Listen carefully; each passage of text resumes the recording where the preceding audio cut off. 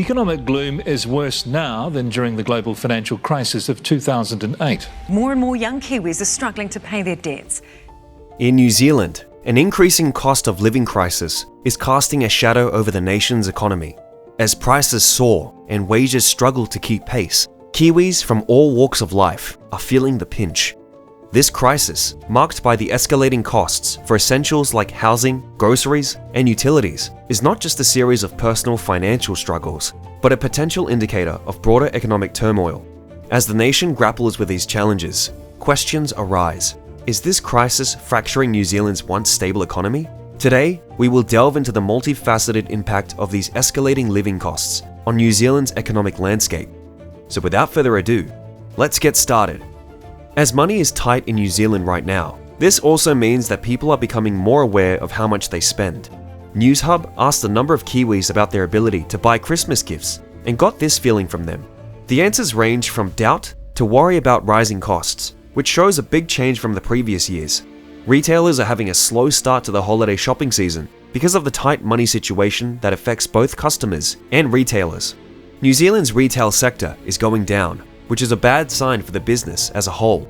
As a result of people cutting back on spending, shops are affected, but the whole economy is affected as well. When people spend less in stores, jobs may be lost in the industry, which makes jobless problems even worse. Also, when people don't spend as much, it shows and adds to a general lack of trust in the economy, which could cause other areas like manufacturing and services to slow down. This shows how important the retail industry is as a sign of how well the economy is doing. Before we continue, here's a polite reminder that if you appreciate our content, don't forget to show us your support by clicking that subscribe button. Anyway, statistics showed that people in New Zealand used their cards less in October than they did in the same month last year, which was a $44 million drop. Caroline Young, CEO of Retail New Zealand, emphasized this downturn by talking about a chat she had with a long-time Auckland store owner who had a very slow day of sales. 61% of retailers surveyed by Retail New Zealand didn't meet their sales goals for the third quarter. This shows how important the fourth quarter is for many small businesses, whose future may depend on how well they do this season. Leighton Tremaine, the owner of a shoe store in Christchurch, said that sales are good, but many customers are shopping more carefully because they are watching their budgets. The bigger picture of the economy is still a worry, but people are still hoping that inflation will be kept in check and living costs will go down. The rising cost of living has big psychological effects on people, which makes them careful about spending. This cautiousness may be smart for a person, but it can hurt the economy as a whole.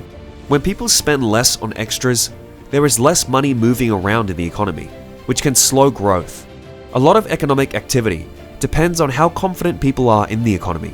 The current trend of careful spending could be an early warning sign of bigger problems in the economy. If this trend keeps up, it could cause people to spend less, which could cause the economy to slow down. Even with these problems, some places, like Monsoon Poon Restaurant, are getting a lot of requests for Christmas parties. Mike Egan, president of Restaurant Association New Zealand, said that many companies, including government offices and other groups, are helping to make sure their workers are having a good holiday season.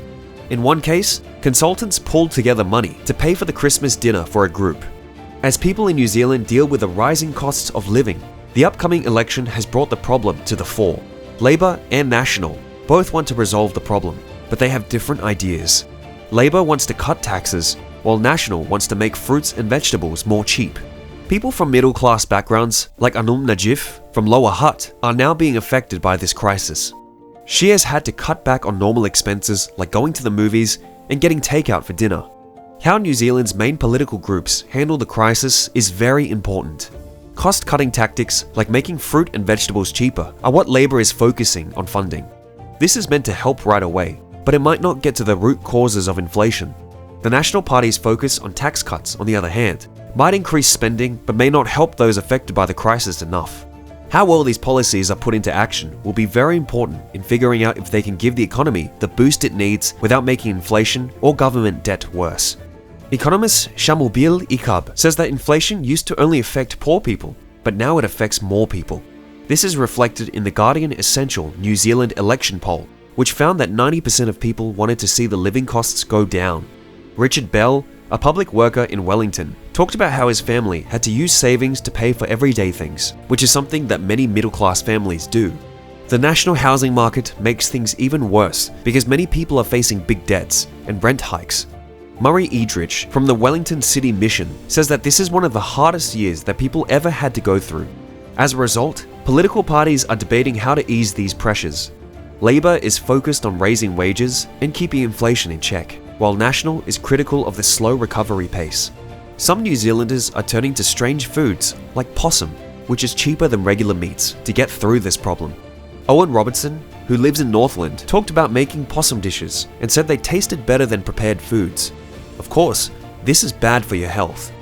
As New Zealand food safety and other experts have said, possum hunting is allowed in New Zealand for personal use, but there is a chance that bacteria and chemicals will get into the food, which makes it a controversial way to solve the country's economic problems. The switch to other food sources, like possum, is a clear sign that some New Zealanders are struggling financially. It shows how resourceful people are, but it also shows how bad the situation is. Not only is relying on these sources bad for your health, but it's also a sign of a bigger problem with the economy. Concerns have been raised about food security and people's general health and happiness, which shows how badly we need effective economic policies to help solve the problem. For similar content, don't forget to check out some of the other videos on your screen.